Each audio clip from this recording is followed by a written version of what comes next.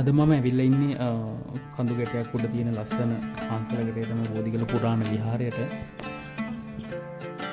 මේ පන්සල තියෙන්නේ නුවරින්දලා යක්ගහ පිටිය මැණික්කින්න පාරේ ගියාට පස්සේ අපිට මේ පන්සලට ළඟා වෙන්න පුළුවන්.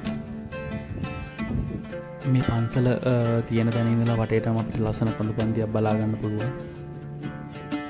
ඒ වගේම පන්සලේ විශාල සමාධි බුදුලින් වහන්සේ නමකුත් තියෙනවා.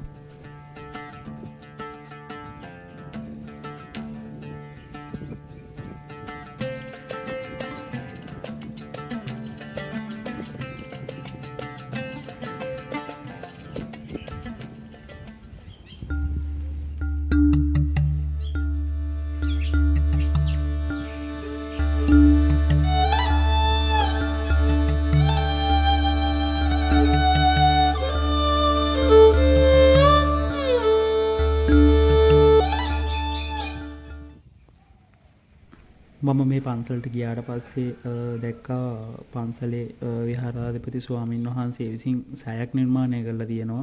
ඇත්තට මේ සෑය සම්පූර්ණයෙන්ම වැඩ අවසන් කරලා නැහැ. ඒ නිසා ඔයාලත් මේ පන්සලට යන්න හම්බුනොත් පන්සලේ වැඩ ඉන්න ස්වාමීන් වහන්සේ එක කතා කරලා පුළුවන් විදිහට ආධාරයක් කරන්න මේ සෑයේ වැඩ කටයුතු ටික අවසන් කරන්න.